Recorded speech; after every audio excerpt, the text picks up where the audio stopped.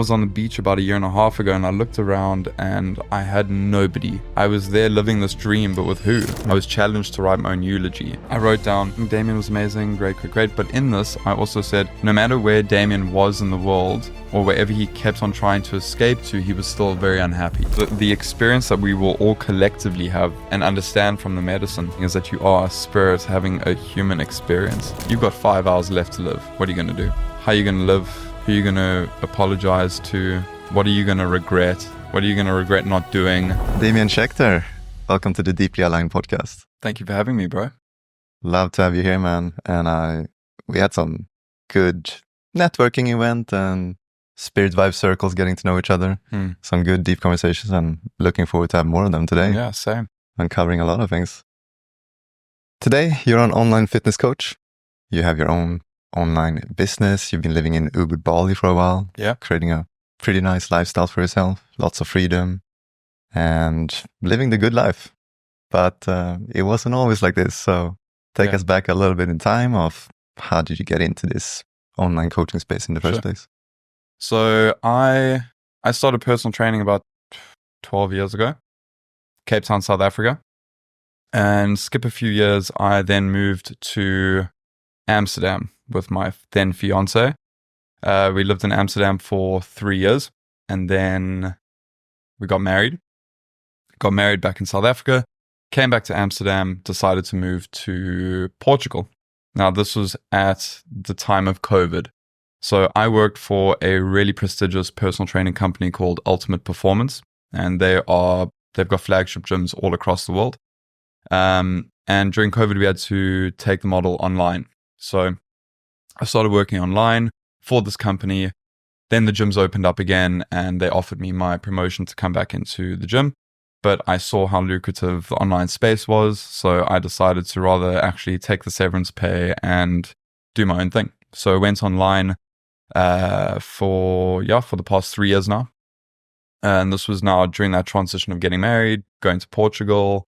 And then while we were in Portugal, me and my ex-wife, we split up and went through a little bit of a dark, I think when you go through a breakup, you have a choice that you can make. You can take the dark route, or you can take the route of self-development, reaching for the stars, actually doing the things that maybe you haven't had an opportunity to do. You have a blank canvas at the end of the day. And I think that's what a lot of people don't think.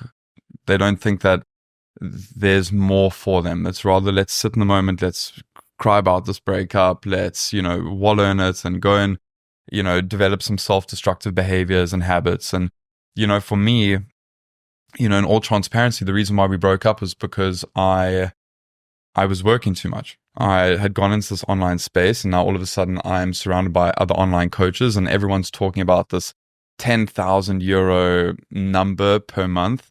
And that kind of got into my head a bit, where I was like, great, I need to be this high performer. There's all this talk of high performers and high value men. And, for me, I'd been in a gym for the past 10 years. So I wasn't exposed to this talk. It was very mundane for me. It was very like, go in, train people, go home, enjoy your life. That's it. I never looked at a computer for those years. And now all of a sudden I find myself exposed to the online world with other online coaches, with mentorships. And I needed to make 10 grand a month. And so, with the wedding now coming up, I had 8 months to come up with a fuck ton of money, because I was on a junior salary in this personal training company. Now I've just left, but in 8 months I have a wedding, and there's no money put towards that. There's none. I've got zero for this wedding, for the flights, for the accommodation, for the flowers, for fucking anything. Pressure to provide, yeah. So much pressure. And so what that did was that put me into this overdrive of waking up at 6 a.m. on a computer and finishing at 10 o'clock at night. I've got the stand-up desk with the 2 monitors and the ring lights and the mic and the fancy lights behind me and all this shit. And what was really happening was that I was completely ignoring the relationship. Here we are I'm working towards this beautiful wedding, this dreamy day. And I'm working towards it by completely living past my partner and giving all my time, effort, and energy to my clients and to my business. And I'd never done this before, so I'm completely new to Aweber and Typeform and Trainerize and all these fucking systems that like I don't know anything about and I'm learning. Long story short, fast forward, wedding comes and goes.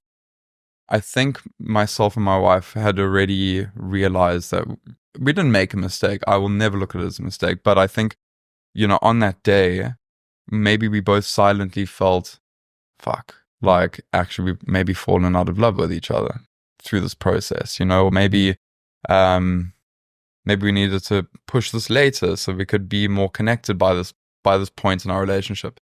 I don't know, I still sometimes try and like kind of sit here and figure it out. But, but long story short, we then moved to Portugal after we got married. We split up. I decided then, you know what, I can either sit here and cry about it, or I can actually level the fuck up, because I was on this level up, and that's what led to the detriment of our relationship at the end of the day. So I can either stop and slow down, or I can either speed up and actually take it to the next level, which is what I did. I moved to Dubai. I registered the business there. At the same time, I took on huge challenges like doing marathons, Ironmans. So for me, I was just actually speeding up. But what I didn't realize was that I was actually just running away from dealing with what the reason was why we split up, which was I needed to actually slow down and be more present. But instead, I was speeding up and completely avoiding any accountability for my role in that relationship. Yeah. Now I'm in Dubai doing all of this, apartment and the fucking jet skis and the monetary stuff. All that stuff, bro. And then I was on the beach about a year and a half ago, and I looked around and I had nobody. Like, I was there living this dream, but with who? Like, by myself in an air-conditioned apartment, still sitting in front of a computer for most of the day. If I wasn't on the computer, I was in the gym running 21K on a treadmill, while I was cycling, while I was swimming, but I was doing the same thing, but just in a different place, and even more alone because now I've lost my best friend, and so here I am on the beach. There's a whole bunch of like really successful, driven people around me. There's a Russian dude with 20 chicks. There's this black yacht going past me in the water, and this really sad song came on my AirPods, and I broke down, bro. This was like the first time I really was like, holy shit. This is so wrong. You are so in the wrong place. Like, you've got no family here. Your friends are great, but I mean, your friends will always be there. But right now you are so fucking alone.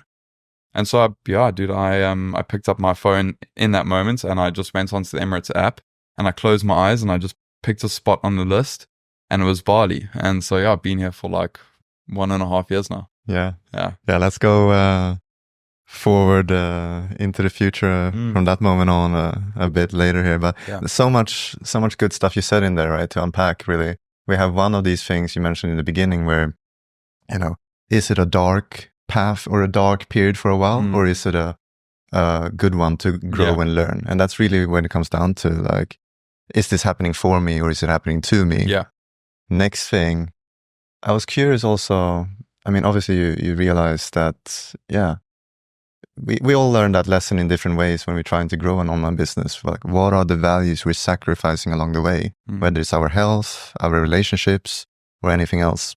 Seems like a good lesson there along the way too. I'm curious about when you were a personal trainer and you worked for this prestigious company and you saw the lucrative possibilities and opportunities. What did you see there that you thought you wouldn't be getting by staying? So personal training, you are working by the hour. So you're limited to the amount of money you can essentially make, right? If I take on 10 clients at €40 per hour, which is what I would be getting paid, the client was paying about 120 per hour, right? And I was getting paid 38 of that. So if I'm working 10 hours a day, which from a personal training perspective is burnout, dude, that's not healthy. It's been glamorized, I think, in the personal training industry where, I've got 12, 15 clients a day. I'm like, well, you have no life, and there's no ways that you can tell me that it's passion driven at the end of the day. You get up and you want to help people, but there's no quality of life in getting up at 5 o'clock in the morning and getting home at 9 o'clock in the evening, and completely also, once again, like living past your partner and not giving yourself enough time. And And so during this COVID period, I was making them a substantial fucking amount of money online. That was it.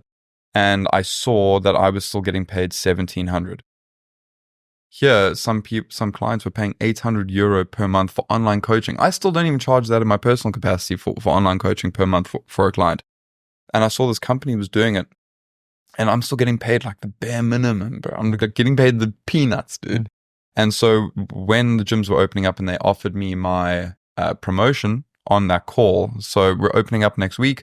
You're going to be going into a more senior position because you've been with us for 2 years.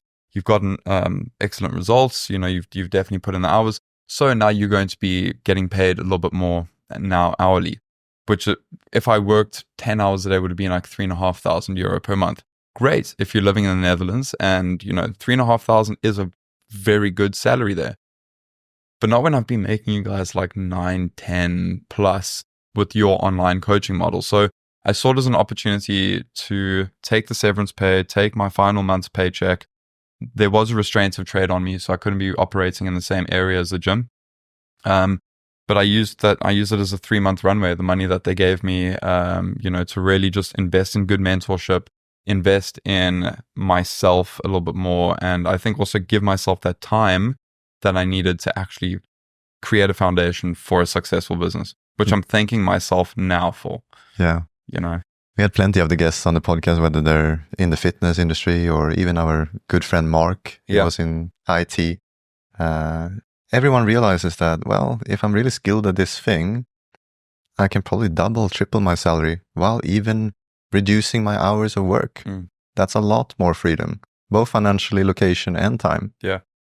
And eventually then we get into this phase where now you're on your way to Bali and you realize I have all this external freedom and results, but internally I could feel better. Yeah. I was very empty when I came here. Like, when I came here, I had never done breath work. I had never journaled. Up until middle of last year, I don't think I'd ever actively gone and purchased a book for myself to read.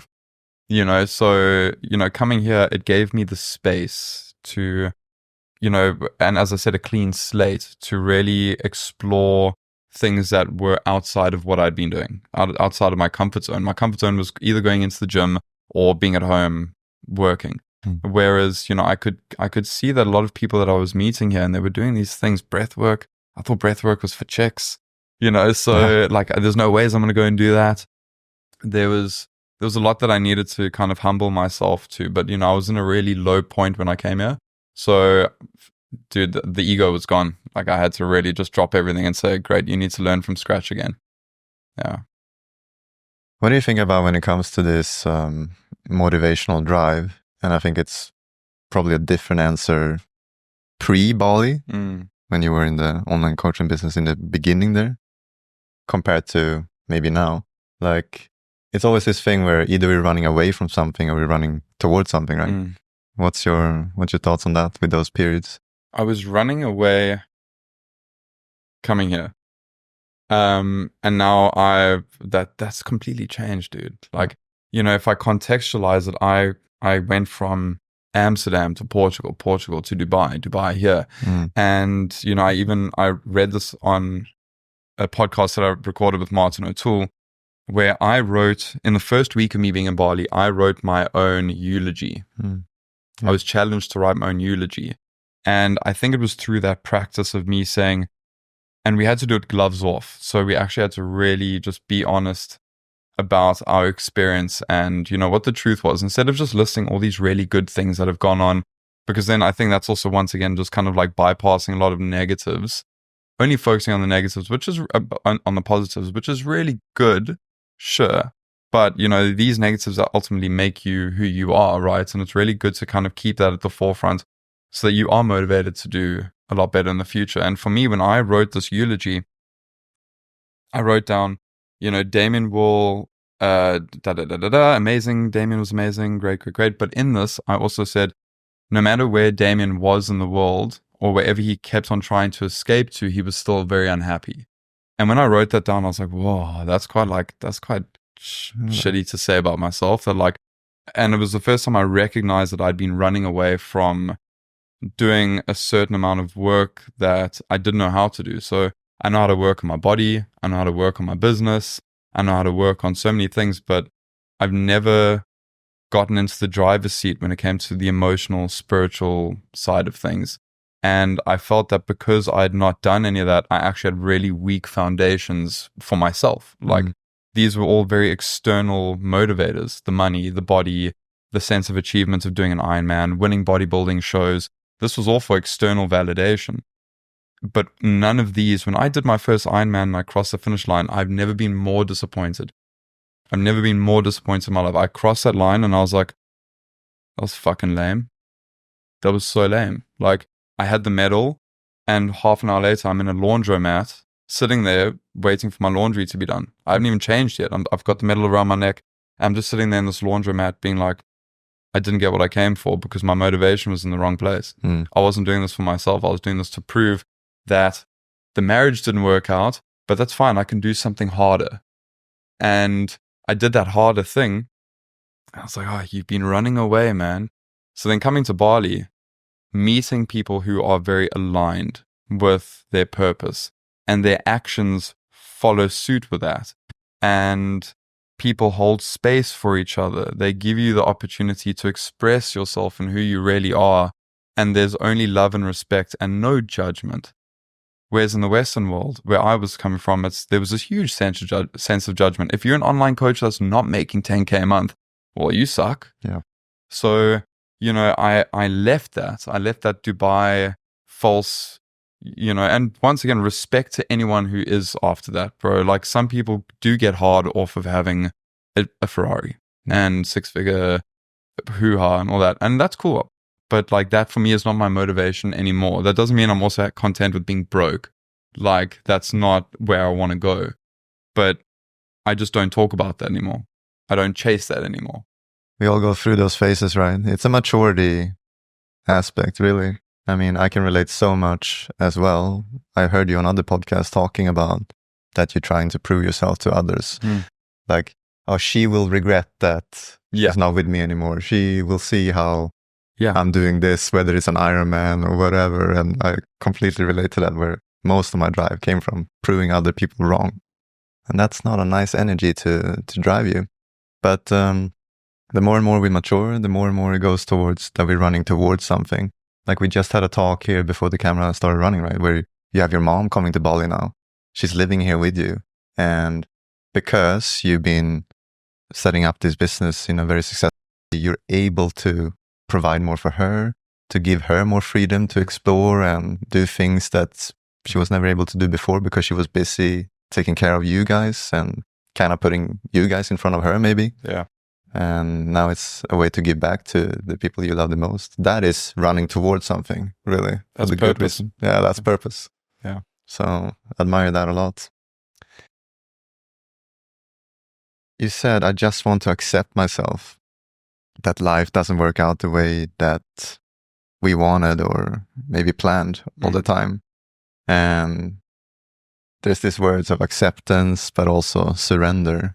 What comes up for you when we talk about those words? Yeah, that's well, that all made sense to me in the space of one day. That concept of surrender, that all made, like, I didn't understand any of it, and then all of a sudden I understood it. When I did my first breath work, I was on the scooter on the way to it's not here anymore in Canggu, but anyways, Yogashala. And I was driving there and I was very uncomfortable. What the fuck am I getting myself into here? One of my very good friends was like, listen, dude, you seem pretty out of alignment right now. You need breath work. I'm like, I don't need breath work. I'm a man. Like, I've been breathing for 31 years of my life. Yeah, exactly. Fucking breathe. Yeah, I know how to breathe. So I'm on my way to this breath work and I'm trying to be emotional here. I'm trying to be like, you know what, actually, like, okay, you're going to go do something that might be uncomfortable. Dude, the ego was still, the walls were so up. Yeah. And I'm driving the scooter and I'm thinking, what do you want to get out of this experience? Like, actually cut the shit. What do you want to get out of going and doing something like this? Because you don't know what to expect, but there needs to be an intention behind why I'm doing this. Otherwise, I might as well just go and have dinner and go home. And I just said to myself, you know what, like out of this whole past chapter of my life, Amsterdam, Portugal, Dubai, this has all happened within a very short amount of time. I've changed careers almost. So going from personal to online, it's a changing career, dude. The one's IT and software based, and the other one's building rapport in the physical. So my life has changed. My friendship circles have gotten extremely small. I wasn't friends with any of the groomsmen from my wedding anymore because I didn't align with their alcohol and drug habits on the weekends. That's not who I wanted to be anymore. That was a huge part of my past that I didn't actually want anymore. So there were a lot of people that I loved that I also pushed away. So I haven't just pushed my partner away, actually, I've pushed my friends away because I've maybe been subconsciously on this journey to find myself. And actually, this is where I look at like the concept of surrender and acceptance, that like this was all meant to be. Sitting here and stressing about it. Oh, I'm not friends with this person. They don't want to talk to me. I ruined a relationship because I wasn't present. None of that. Accept it for what it is because it was meant to happen the way that it did. And so I'm on my way to this breath work and I said, I just want to accept myself. Like that's it. Like I just want to accept everything that's happened. No judgment. And so I get to this breath work with Ellen and Iggy. They were the first people that I did breath work with. They're so amazing. I love them. I love them. Great people. I love them so much.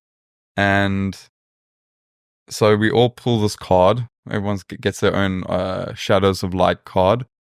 And dude, I've never pulled a card in my fucking life, bro. Like, this is sun, moon, and stars hoo-ha. Like, honestly, this is so... dude, this is so not me, right? And I heard you pulling cards on the regular now. Bro, I pull cards every morning, dude. I love it, bro. No, it's my favorite part of the day. Honestly, I love it, dude. And it's funny when you look at me, it's like he definitely is not into anything spiritual, but it's like, bro, for me, the most ritualistic part of my day is that. Wake up in the morning, like I journal. Look, I mean, I'm not going to go into the whole like morning routine. We all journal at this point. Yeah. You know, it's nothing special, but that's my ritual of the day is like pull a card, have an intention, and like that's it. Yeah. And so for me, I said I really want to just accept myself, and I pull the surrender card. Okay, and under this, it says acceptance, and then inverted surrender. And now I'm like, what the fuck? Yeah, like, what's the odds? It started like I was like, okay, this is weird. And then in that breathwork session, I experienced my funeral, which was nuts because I'd written the eulogy a few days before that. So I was living that experience through my breathwork. Powerful. And I just remember getting home that night and I was so shaken up because I'd never experienced any of this before. I'd never had a vision like that. Even on mushrooms, I'd never had something like that come through. Oh. Nor did I ever have that alignment of the thing that was in my head was all of a sudden the thing that presented itself on a card. So, you know, and it was surrender. And it was like, it was the one, you know? So I think just in that experience moving forward, that was a concept that I really started to just like look at everything and be like, that's meant to happen the way that it's meant to happen. And there's nothing you can do about it. And there's nothing you should do about it. Just accept it for what it is and surrender to what's coming, what's next. Because you know what, like if you maybe did that in the past, things would have turned out very different. But you know, you needed to learn that lesson now. And I think that was just, the most powerful thing for me in terms of change of my behavior moving forward. Yeah. I think many of us have heard that saying, go with the flow, like surrender to whatever higher power you believe in, whether it's God or the universe, or surrender to the unknown. But no one really understands what the hell that's good for or what it means until we have these experiences, and usually a couple of experiences, because one is usually not enough, because then you go like, oh, it's a coincidence. But then you have another one and another one, and you pull another card, or you have another psychedelic experience, or whatever it might be that's just unexplainable. And then after a couple of those, you go like, what the actual F? Yeah. Like, this is real. There's so much more than meets the eye. So it's a beautiful experience. It's beautiful, yeah. So let's transition into that when it comes to, I guess, your other psychedelic experiences. I mean, this can be said as it's not psychedelics, but breathwork, it's spiritual. Yeah. angel cards or whatever. But then, yeah, what about the mushrooms and these other experiences? What has that taught you? I love mushies.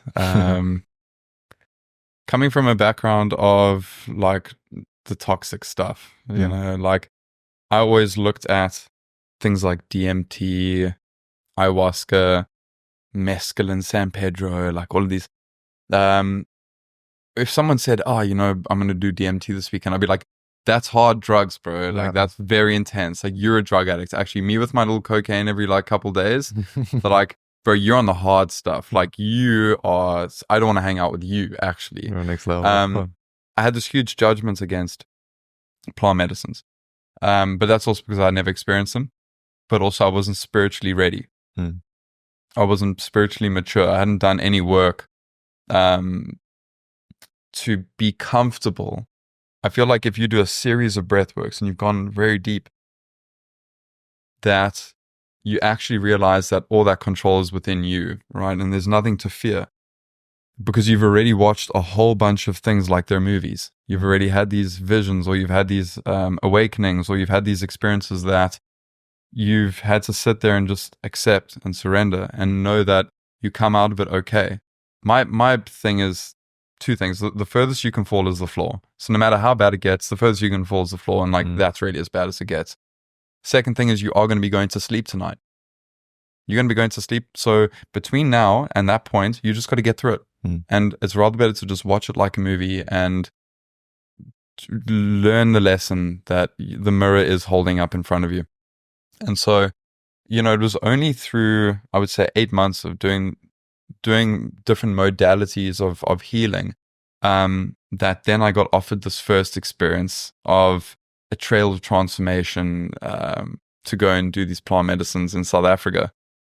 Now, I've never done any plant medicine aside from mushrooms, and the mushrooms that I was doing over the years was more just like, let's go to a trance party and like, let's take a handful of mushrooms and fuck out, you know. The intention wasn't there, right? There was no intention. The intention was just to get wrecked. You know, so this was my first experience of being in nature, and there'd been a fair amount of self-work and development work already. So the second that someone said, "Hey dude, do you want to do like DMT and these things?" I was like, I've got nothing to lose.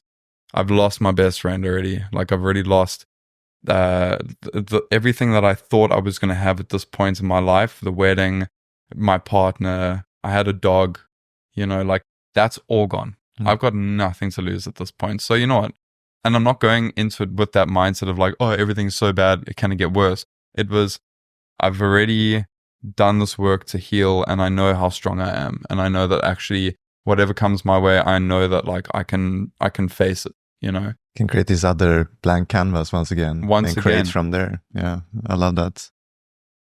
So the day started off with the San Pedro. It was quite a beautiful experience. San Pedro is really, wow. You know, sometimes with these plant medicines, I can't even explain. You can't explain. You can't. You can explain it to someone who's done it and they'll resonate. But for the other person out there, they just think drug user. Right? Like that's really it. As I try and explain my experiences with DMT to someone, and they're like, yeah, you shouldn't maybe take so much next time. You know, that's pretty wild. But you know, all in all, started off with the San Pedro, really beautiful. Felt like I took 30 MDMAs, really nice. You know, walked up the mountain, and then we did some Sananga, some Rape, which was obviously my first time doing anything like that, which was great. Also very powerful experiences. And that actually gave me this love for Rape. So yeah, that's part of my current routine. And then we did the DMT, which was, dude. Yeah, you can't, once again, you know, you can't explain how you felt. It's so hard to explain because for one, everyone will get what they need, which will be different, I think. Then second, the whole thing, whatever you're getting is still unexplainable. Like it's just, yeah, even if someone else has experienced it, like, yeah, I don't know. Yeah, it's I think the experience that we will all collectively have, and and understand from the medicine is that you are, as we said just before, you know, we started recording, is that you are a spirit having a human experience. Because in that, immediately you're taken out of this body. And for me, I looked down and I was still moving my hands. I know they say you're meant to close your eyes and let it come through to you. Bro, the second I opened my eyes, I couldn't shut my eyes because like I'd never seen anything like this in my life, dude. Like it was like the most wild movie I've ever seen. So beautiful just seeing the world, how it really is and the dimensions that it really has. But looking down at myself and almost zooming out, be like, whoa, is this the body I've been given? Is this the vessel that I operate from? Whoa, what's even more weird is that actually I'm not thinking from inside this body right now. I'm just observing it and I'm observing what it's doing and it's moving. And then I look up and I see things in such a beautiful way, but I feel like I'm more a part of what I'm seeing more than the body that I'm being kept in. Exactly. And at that moment, I realized like everything is actually one. We are all just energy, and we're all just. Dude, I still can't explain it. Do you know what I mean? It's something about like we are aware during that experience, like we are conscious, but it's not within our mind. Yeah, like you're just over here. You're part of the whole thing, basically. And yeah, it's a wild one. Cosmically fucking epic experience, dude. That's all I can say. Yeah. But yeah, the realization is really that, there's so much more than meets the eye from these physical eyes in this 3D reality, this physical body. And of course, when you experience that, and that is like, okay, now I know that, one starts operating differently in life. You don't take things for granted anymore. You understand that you can have love towards anyone that you meet on the street, and you should be nice. And because, we are all coming from the same place and we'll end up at the same place. Yeah. All of these things. And just like treasure this life, that it's such a gift, and like it's about enjoying the journey, really. But there's so much to be said on that part. Anyways, back to reality a little bit. So that's the DMT experience, and I guess we'll leave it at that for now. But I know you had this really nice saying, I really liked it, where as you came to Bali and did a bit of psilocybin mushrooms for the first time there on a beach. Yeah. You kind of explained it as, it's like opening a window and letting out some bad air and opening up for some fresh air. Yeah.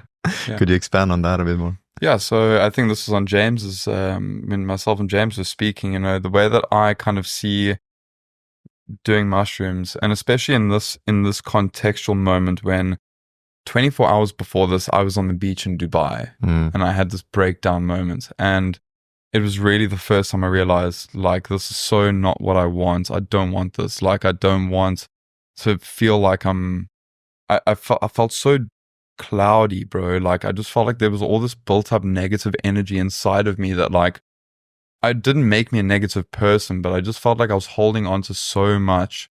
And so that was kind of that moment where I just, like, I needed to just escape from that, once again, run away from. And 24 hours later, I had arrived in Bali, and on my first or second day, I went straight to Gili Tea. Someone said, oh, this is like the party island. And for me, I didn't go there to party, but I heard there were mushrooms, and I was like, okay, yeah, I think I need that experience, because I couldn't do it in Dubai, definitely didn't do it in Portugal, didn't do it in Amsterdam when I was, with my partner. So it had been a while until I'd kind of experienced, just some psychedelics. Yeah. So I get to the island, and here I am having this medium to strong shake. I don't know how much is in it, dude, but it was definitely medium to strong. And I was on the beach, on Sunset Beach. The sun was going down, and there were two horses galloping past. My feet were in the sand. There's a volcano in the distance, and there was a bonfire that they had just put right next to me. And it was like that second that the mushrooms kicked in. It was in that moment where everything just it was like a beautiful movie, bro.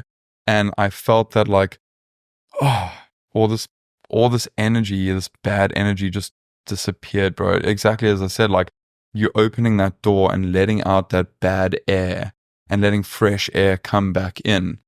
And that's, I think for me, that was the defining moment of you need more of this. You need more, not necessarily the mushrooms and the psilocybin, although like actually I did need more of that. I did need that as part of, let's say, a part of my healing journey. You know, I needed, let's say, that a bit more neural stimulation. I needed to start being a little bit more creative. I needed to start looking at things a little bit differently and having uniquely, cosmically cool experiences that, you know, did kind of give me this bit of energy that maybe I'd been lacking for a while.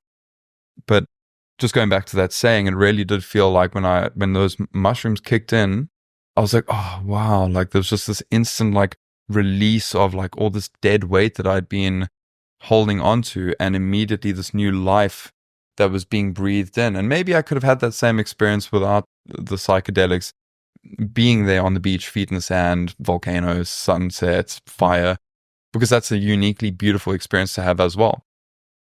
But the mushrooms definitely, I think, deepened my appreciation and gratitude for that. And I don't think that I'd felt appreciation and gratitude like that for a very long time.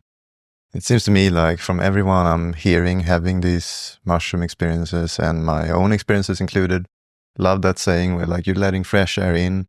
That obviously allows one to operate better, be more creative, but also like just having better intentions going forward. Of like, now my intention is not growing my business on the sacrifice of my values anymore. Now I know clearly what my values are and how can I keep on moving forward and keep on progressing towards goals. But now the goals are way more aligned with me, way more in line with my values now. Like that is the key and value sometimes from the mushrooms that they unlock. Would you agree? 100%, dude. I enjoy what I do a lot more because, and I'll contextualize this to like my mornings.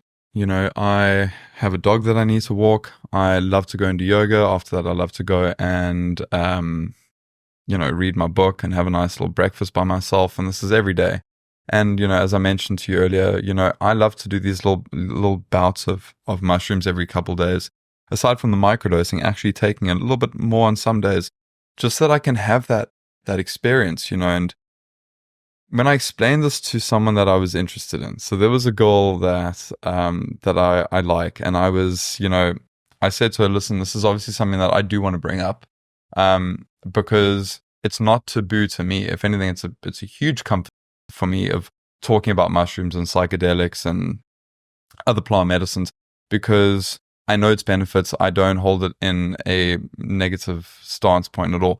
But most people out there that have not had these experiences, that are maybe still closed off, that are still stuck in this place of fear and not wanting to venture into deepening their understanding of the universe and themselves, and, you know, maybe being confronted with traumas and being confronted with, you know, these emotions that need to come out.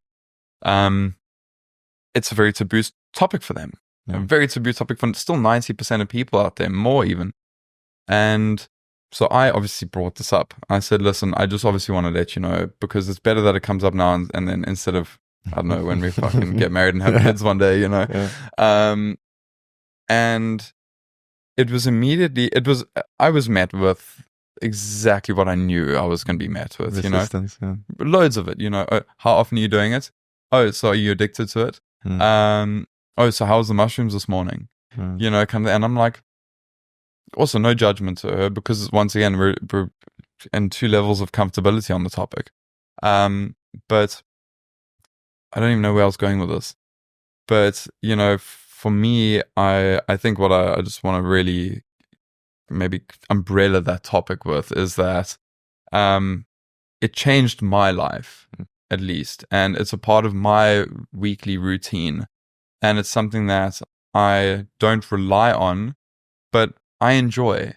And, that I think is a much healthier way to connect with yourself than 99.9% of the other vices. Can't even call it that. It's a medicine. I fully agree with you, man. I think that this is definitely one big reason why I'm running this podcast as well. Like, deeply aligned. Of course, so many things are connected to that, becoming deeply aligned. But from my own personal experience, the psychedelics has been a big part of that as well. And I couldn't agree more with you, where this is something I want to talk tremendously much about, and talk highly about it, because it has changed my life as well in so many ways. Something that comes to mind is me and my girlfriend has this saying, this analogy. I think it's pretty nice, where like foam rolling, like we're doing that at the gym, like foam rolling the muscles and stuff. So, and this is sort of like dealing with your traumas, or dealing with any sort of healing, or discovering yourself, whether it's sometimes uncomfortable. That is a bit of foam rolling. And of course, you can't foam roll all the time, like massively every day. And people have a different balance for that. Some people might just want to foam roll a little bit here and there. Some people are not ready to foam roll yet. Yeah. Such a good analogy. But I agree with you, where some people feel pain when they foam roll. Some people feel the release. But I agree with you, forming good friendships, or even a romantic partnership. Of course, one wants to be able to talk about this openly, where, hey, I'm foam rolling once in a while right now, and I'm doing it for this reason. Okay. And of course, we want them to be receptive and open-minded to that we have the best intention from that. And that is the point, I guess. And I think when you've been on a plant medicine journey, or you've just done plant medicines, you've got this. I never want to elevate myself above someone else and be like, I'm more enlightened than you. I've done this and you haven't, so I know more, because we can all have the same experiences in many different ways, and I think some people choose to either do 20 years of yoga to achieve self-mastery and, discipline and alignment with themselves, or you can skip the queue and actually just go and do ayahuasca. Yeah. Right. And I think that's what's really great about plant medicines. But I think some people get too comfortable with skipping the queue all the time. And then there's no patience, and there's just open the door and it's right there and it's available to you. And so just, kind of looking at the idea of bypassing in one way, shape, or form, like, i.e., I'm a yogi, I'm enlightened, I'm this, and I've done this for 20 years to achieve this and unlock this door. It's the same with, people that, like, let's say, do plant medicines very regularly or consistently. There just needs to be intention, I think, at the end of the day, with doing something like this. And it's really important to try and not skip the queue too often. And to just remember that, like, okay, great, that's a really beautiful thing to do and to implement and to bring into your life, and to, allow you different perspective and elevate your consciousness once in a while, so you have a deep understanding of yourself and the world around you. But at the same time, we are living in the real world. Yeah. We're living in the real world. And, we can't, unfortunately, make the real world this bypassed medicine world. It's great. I love it. But this is why I said just now, before we recorded, is I've just done like a really nice bout of psilocybin for the past like month and a half, 2 months. But now I need to actually integrate that. And I need to slow down and remember that, like, you can't just be taking it every single morning that you take the dog for a walk. You can, and it's great. But at the same time, you need to look at, is this habit now becoming a crutch? Or is it becoming like something that I feel that I need? I don't need it, I just enjoy it. And it's always those two things where it's about intention. Like, do you have a clear intention of doing it? Then cool, it might be good to do it. Now, are you integrating it well? And are you giving you enough time to integrate what you had the intention and that you learn from doing this thing before you take a next time? Those two things all the time is a good reminder. I think, among you and my circle, right? James, Iggy, all of these people, we're we're doing this on a quite regular basis, but we're always having that in mind that, okay, what is my intention this time? What am I learning now? How long do I need to integrate that? And I think, I don't know much about it right now, but I think that going forward in a year or two, I think it will be very evident that looking back in the back in the days, like ancient times, we will find out that they were probably doing it definitely once a year, definitely once a quarter, like that. It was a part of their, everyday life rituals of, that was the way for them to get some downloads, to get some answers for how am I going to live life next. Modern tribesmen, bro. Yeah, modern tribes. Yeah, that's what we are, dude. At the end of the day, Yeah. That's a really great experience, bro. I love it, man. Like, honestly, and coming from, let's say, I don't ever like to. I think some people call themselves addicts and give themselves this label of, I was a drug addict for a while, and I'm like, you just partied a little bit too hard, and that was for me. It was just like, I went through about maybe a year of just partying a bit too hard, but I won't label myself as I had this drug addiction for a year. It was really just, but every weekend you were going a little bit too wild. And I think coming from knowing what that is like and knowing what that, I also don't want to say dependency, but depending on that to have fun and making that like part of this ritual to have fun. Otherwise, if it's not there, then what's the point? Like, of course, I'm going to find myself in a bathroom this evening in the toilet banging rails with my mates, Otherwise, what else are we going to do? What, sit by the table and like have deep conversation? Yeah. So when I look at that behavior versus my behavior now with psychedelics, in no way, shape, or form could I ever even remotely even put them on the same chart of comparison. Yeah. They're not. Yeah, even exactly. if you are doing psilocybin regularly or you're doing plant medicines bi-weekly, monthly, quarterly, annually, whatever it is, like they're on two different charts because firstly, the intention is completely different with the two, but also what you get back in return, you get nothing in return with the drugs and alcohol. You get absolutely nothing. You can keep saying, but it's memories, it's being social, it's hanging out with my mates. You don't need alcohol or drugs to do any of that. And when it comes to self-development, which I think everyone in this entire world wants, bro, there's no one that you can maybe say, that's sun, moon, stars, dancing around a fire. Go live in nature, hippie. Mm-hmm. That is just a total like reflection on the fact that you are in a very bad place, actually. And that's a projection at the end of the day. But this is all actually doing the work. And I think plant medicines are helping that. Such a good tool, such a good help for the personal development area. I mean, I think, once again, looking back to our friend circle, I think basically no one is drinking alcohol anymore. No. And there's so many levels to escapism. Like one doesn't even need to talk about like drugs. You can even use like alcohol as an example. Back in college, we used to have this saying like, great memories, but what memories? That would be the thing for a good night with some people. That's crazy.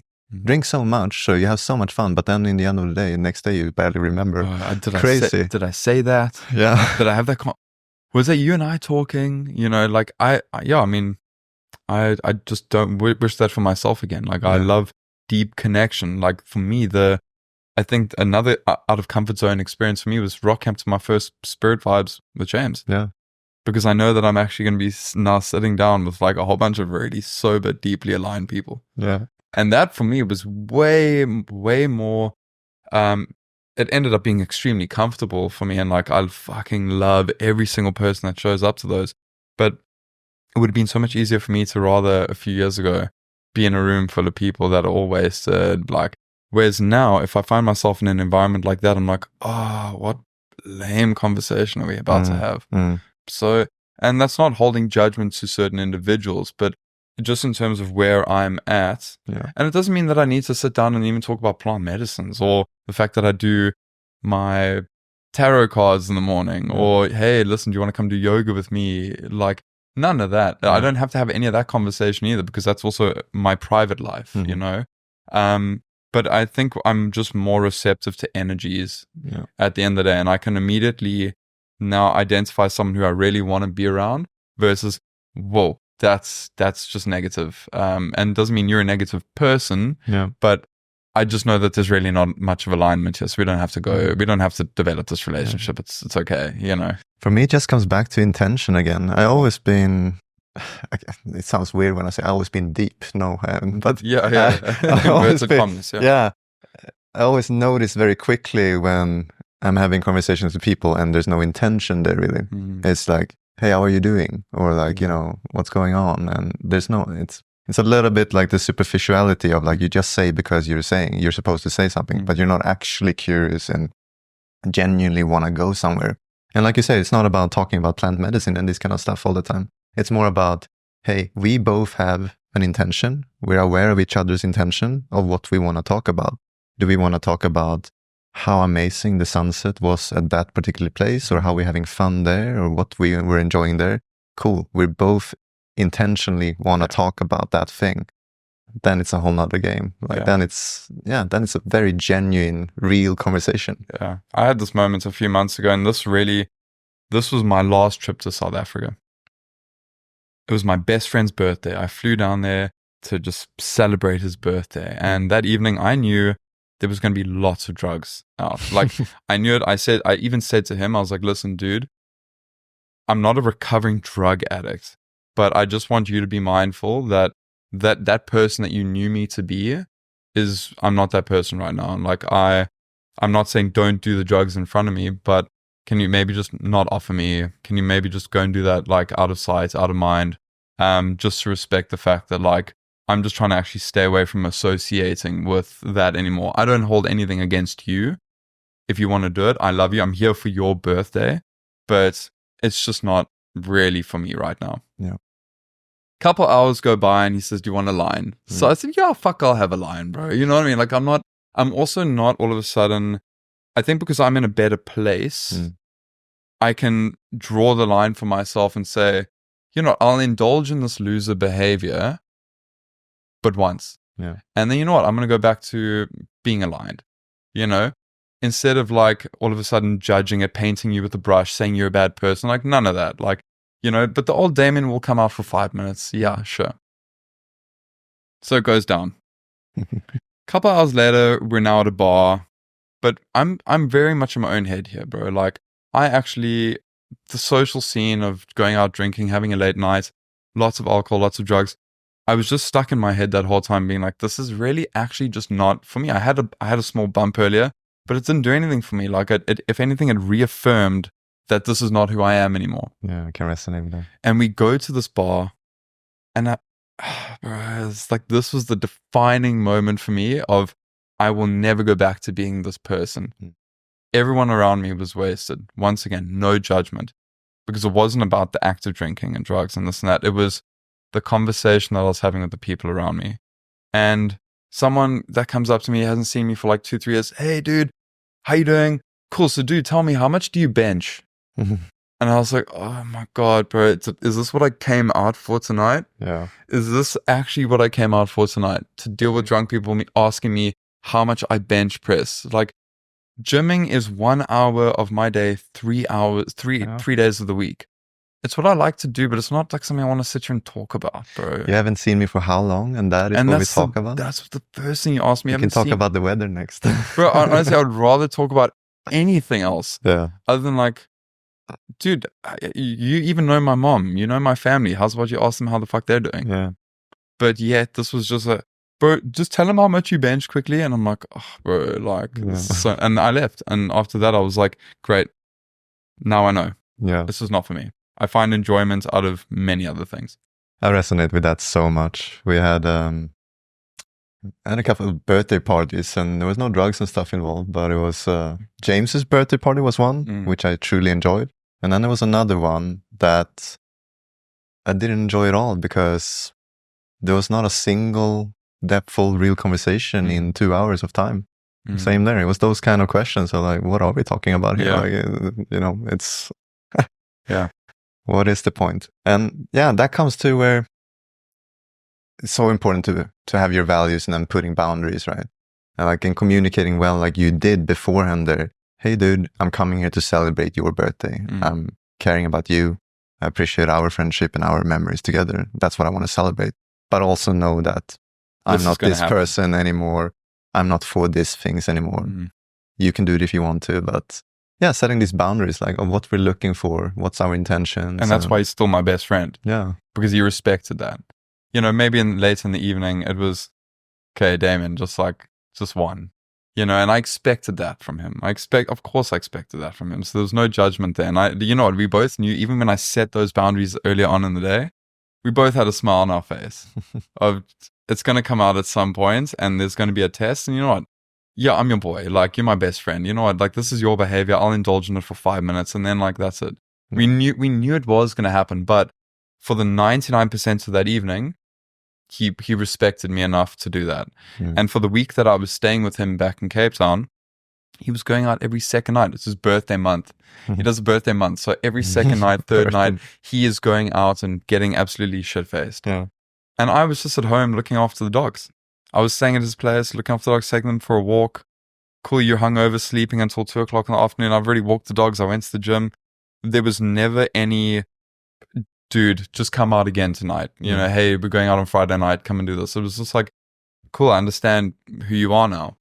And that's why out of all my groomsmen, I would say him and maybe one other that I'm still close with. The rest I had to just actually say, this is just not who I am anymore. And that you're like 37 years old and you're still doing drugs every weekend. Like, what's wrong with you? The beautiful thing, sometimes it's a few best friends are eventually gonna go that they have this moment of like, hey man, like I am actually not super happy internally about these things. And I know I'm doing this job or this partying to escape something. And real talk, you know, I'm glad I'm having you as a friend that I can talk. You are the only one or one of the few that I can talk to in this way. And I respect what you're trying to do. You keep on improving yourself in these areas, and that's an inspiration. And those are the friends usually that sticks around for a long time, because yes, they are doing certain things that they out of behavior and they want to change it and they're trying, and it might take a little bit longer. And he knows it and I know it. Yeah. He knows it and I know it. I know, and I don't have to say it. I don't need to remind you. I don't need to affirm it. I don't need to tell you this is what I think, because you know that you're indulging in this behavior because you're fucking scared to deal with like the situation that's going on. And the situation that's going on is that you're just worried about life. And that's totally cool. And that's where I come in as a friend. And I just say, bro, you don't need to be doing this. It's okay if you do it. You'll wake up one day and then you'll ask me how. Yeah. And I'll be there for you. That is what real friends does, right? Talk to me about how you see life for yourself going forward. What are you focusing on these days? What's your intentions? So, you know, I recorded this podcast with Martin O'Toole. And, you know, I came here about a year ago. A year and a half ago, I went to his reading, How to Die Happy. I'm going to keep punting that book until the day I die. That's funny because it's called How to Die Happy. But, you know, basically the reason why I bring that up is because it was the first lesson in gratitude that I really got. Was he posed a question to me. You've got 5 hours left to live. What are you going to do? How are you going to live? Who are you going to apologize to? What are you going to regret? What are you going to regret not doing? What are you going to do for the next couple of hours? How's that look, you know? And the second that like I got asked that question, I almost felt like I had 5 more hours left to live. And I after that, I needed to go and act on this. I needed to call the people that I loved and tell them I love them and just see how they're doing. I went and had my favorite meal. I went and had a really good training session, because I think especially in Bali, bro, you drive a scooter. You never know when it could be your last time. You know, 2 hours from now, someone could get a call saying, fuck, Damien got hit by a truck. He's dead. Yeah. So, my outlook is always on that 5-hour basis. I don't think about tomorrow. Sure, I've got work commitments. I've got planning. My VA is waiting for stuff from me to go and post on Instagram. But the reality is, like, if I die in 5 hours, none of that's going to hold any value. It's going to hold no weight. All these commitments, all these things that I do, all these things that I want to do, the second I stop breathing, none of that will exist anymore. So, moving forward, I don't think about like tomorrow. I don't think of next week. And some people kind of like look at that and they're like, yeah, but you need to plan ahead. I'm like, I'm planning ahead, but the plan is only going to happen if I make it to tomorrow. Right? So for me, in order for me to make it to tomorrow in a healthy, happy, diligent, focused, strong, powerful, in control body and mind, I need to embody that now and today. And so that's what my days look like, really. In terms of what I want the future to look like, I want to provide for my mom who is now here. That's a huge thing for me. I want to start over, and I don't look for a partner. I don't think I should ever go looking for someone and this ideal ticking boxes. But I want to be in a good place and space for myself, that the right person, and I attract the right person and the right energy for that. And I want to just keep getting healthier and just keep on having awesome daily experiences and not think too much about it. Yeah. That's it. There's structure, there's routine, there's habit, which is all conducive towards inevitably a healthier and better future for myself. That is going to be filled with success and abundance and amazing things. Opening up my gym, opening up the smoothie shop that I'm going to be opening up with one of my best friends in 2 months. But on top of that, like if I'm not that person that I want to be in the future today, then that's not going to be possible. Yeah. I feel like I resonate with that a lot. And I think to some degree, we're in a similar journey there where it's been about untraining this go, go, go mentality, this go, go productivity, hustling attitude, and be more in the present, enjoying the journey once again, because that is the secret to abundantly manifest the next thing, really. And it's just what life is about in general. Yeah. Amazing, man. So amazing. What does deeply aligned mean to you? I was thinking about this morning because I knew this question was most likely going to come up. I think for me, if I look at my experiences, my life experience, so I'm not even like going to contextualize between Amsterdam and now. If I look at like my childhood, my upbringing, my dad, a bit of a turbulent, traumatic upbringing in some areas. And then kind of looking at things now where nothing is ever perfect. The world around you is in chaos. I think being deeply aligned is just being the eye of the storm almost, where it's like, there's so much that is going on around you, but, ultimately the eye of the storm dictates the direction of where it really is going, right? And it's centered in peace and it's centered in stillness. But it could be so easy for you to shift a little bit to the left or the right and get caught up now in that chaos, and once that chaos starts to really gain momentum, it can cause a lot of destruction in your life.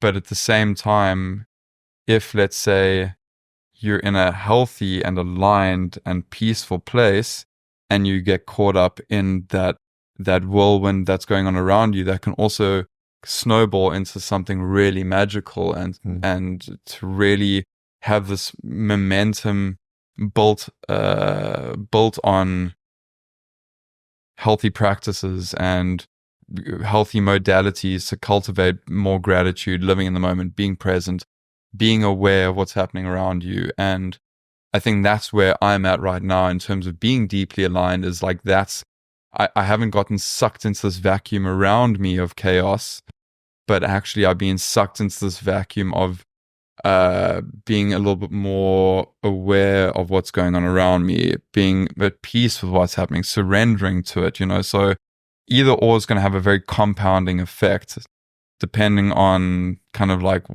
how you look at things, but also what you're trying to cultivate for yourself. So deeply aligned, eye of the storm.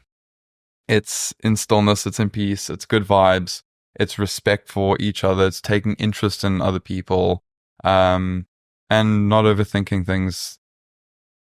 Because that's the cause of all stress, right? You create this anxiety for yourself of what's going to happen tomorrow and the week after, and don't think about it. Just fucking enjoy today. That's a good one. The eye of the storm. It's a great one, really. I had an experience recently with my Bufo DMT, and long story short, it was really about this like need to control things in life and thinking that I'm controlling things by planning forward and all of this. But in that experience, I realized you have no control whatsoever. Control, bro. And I mean, I don't know how to relate this to the eye of the storm, but just knowing that little circle of being in the middle there with peace and gratitude and love and all of these other positive emotions, that is the thing. And then just trusting that everything will be okay, everything will work out for you, it will happen for you, not to you. Enjoy the ride there. And of course, take a look outside of the storm, what's happening over here a bit, and can we contribute to that and make some positive changes there? But once again, also have boundaries and go back into the middle again, ground yourself. And boundaries are a big one. Boundaries, I mean, I could speak hours about boundaries because that's ultimately actually what's put me in a place now where, dude, I'm not in the slightest fucking bit concerned about politics right now. I'm not slightest bit concerned about what conflict is happening in a different part of the world. Do I have empathy? Do I have compassion? Yes, of course. Do I support certain causes? Yes. But to get caught up in all this stuff that's going on around us when I'm just in a very decent sized room in Canggu right now in Bali, there's nothing I can do about any of that. So, it's really just about, once again, coming into the moment, coming into being present, enjoying the moment with other people, taking a look outside. Whoa, okay, that looks a little bit intense. I'm just going to stay in here. And sure, some people will call it a bubble. That's also okay because some people are stuck in negative bubbles. Yeah. I'm in a positive bubble. Exactly. I could choose to be in a negative bubble, but at the end of the day, that doesn't bring any more goodness. Let's expand our bubble here in Bali. Yeah. Do you think, it might be hard to say, but do you think like far into the future you'll be here in Bali and potentially build a family here in Bali or a community here in Bali? I'd love nothing more. Yeah. I had this moment last year on Pereira Beach. I saw this couple. Maybe you know them. A lot of people seem to know these people. I don't know who they are. It was like a couple and they had like 6 Labradors and like a kid or 2 kids or something. And that, like, I was like that would make me so happy. It's just to have lots of dogs, have someone I love, and walking on the beach at 7 o'clock in the morning. And instead of taking my kids to school, my kids just playing in the sand, just being a kid, not getting caught up in sitting on their phone, not getting caught up on, any of that stuff that we're so used to and consider normal in the Western world. But to have this life of peace, like, that's something that I wish I had. I wish I had grown up with lots of dogs, lots of nature, and that ability to just make a mess and it's cool. Yeah. And so, for me, the reason why I'm learning Bahasa Indonesia and like the reason why I'm, located more in Ubud is because it's a bit more permanent for me. And I felt like when I was on this side of the world, I was just a bit too distracted by cafes, shops, bars, restaurants, where we eating tonight. So I needed to just ground myself because I really do love Indonesia. I love Indonesian people. I love being closer to their culture in Ubud because I love watching how beautiful they look in ceremony, how they come together as a community. And, nothing else matters more than ceremony and community to the locals here. And that for me, every time I see it, I'm like, wow, I want that connection with a family. I want that connection with the people around me. So do I feel like that's more possible in a place like this? Yes. Yeah. So yeah, the answer would be long term, I would love to be here. Do I see myself being retired, 75 years old, riding a scooter on an island? No, I don't. I think I'm maybe still stuck in that picket white fence house, 3 bedrooms, 2 cars, but that is still a construct. And, people say, yeah, but you need that security when you're older. And it's like, I might not live more than 5 fucking hours. So why am I thinking that far down the line? I think it's good to put money away. I think it's good to have some financial security, but it's also good to step out of what's the social norm in terms of what's expected of you to become or to how to live. So yeah, if I end up being here with a wife, a kid, or no kids, but just someone I love and someone that I love having this experience with, and it turns out that we end up being here until the end of time, sick. Yeah, sick. It seems like also, everyone thinks that we can't change, but we can actually change at any given moment. And that's where self-reflection comes in, and intention and journaling of like, where am I right now and where do I want to go next? Like good intentions, or intentionally where would I want to go next? And that can happen at any moment in time. Like we don't need to plan like 10, 20 years ahead. We can really, what am I feeling and valuing the most at this moment? And that might change. And I will believe in my own ability to figure things out if needed. Furthest you can fall is the floor. Yes. That's really it. And what else did you say? Go to sleep tonight. If you go to sleep tonight and you wake up tomorrow morning, the most important thing is to remember that you've always got loved ones. Even the most lonely people have someone that loves them. Yeah. Even people that feel like they have nobody have someone that will hold space or just be there to support you, soundboard things that you're hearing. And I think that's really like for me as a kind of affirmational message to someone who is struggling with maybe how I felt previously, where I had nobody. There is always someone. That day that I was on the beach on Gili and I was speaking to a local there, I was like, fuck, I just felt like I've had nobody. I feel like for the past while I've just had nobody around me. And he said, you're never alone. Now, when someone says that and you're on mushrooms and they're like, you're never alone, I was like, yeah, because it made me realize you're never alone. You never are. Never alone. We're all connected. It's just a matter of like, if we choose to be connected. Yeah. And can even be loving and having that connection with a complete stranger. That's the crazy thing. Dude, it's been a pleasure having you on the podcast. Coming to an end, is there anything else you would like us to touch upon? I would love to have you on my podcast and we continue this conversation. I'd love to be on and continue, yeah. Sweet. For a future guest, if you were to come up with a question to them, what would that be?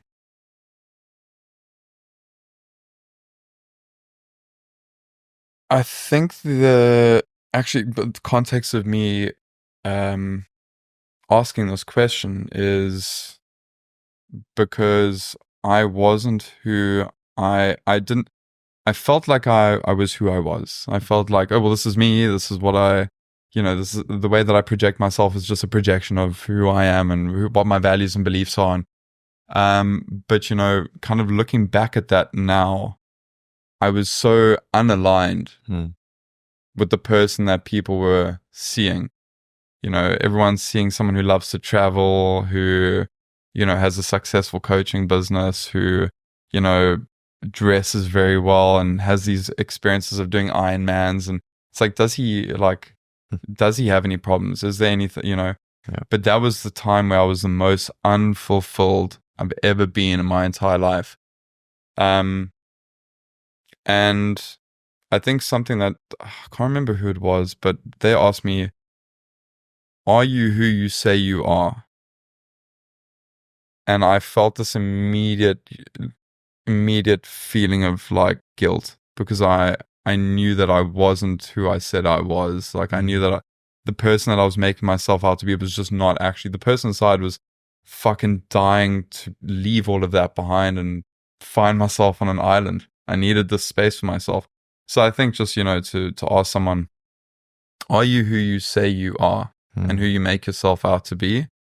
Or is that to impress other people? Is that because you're running away from something? Is that because you just don't know yet what you want? And so this mask that you're wearing is the best mask to kind of make sure that no one notices that there's something really wrong. Yeah. So yeah, are you who you say you are, or who you make yourself out to be? That's a great question. Thanks for sharing that also. It's like, are you who you say you are when no one's watching? Or is there some kind of mask there? Amazing, man. Thanks for coming on the show. Thank you for having me, bro. Yeah. I appreciate it. Appreciate you. Cheers, man. Legend. Thank you, brother. Thank you, bro. That was great. I've really enjoyed that. Loved it.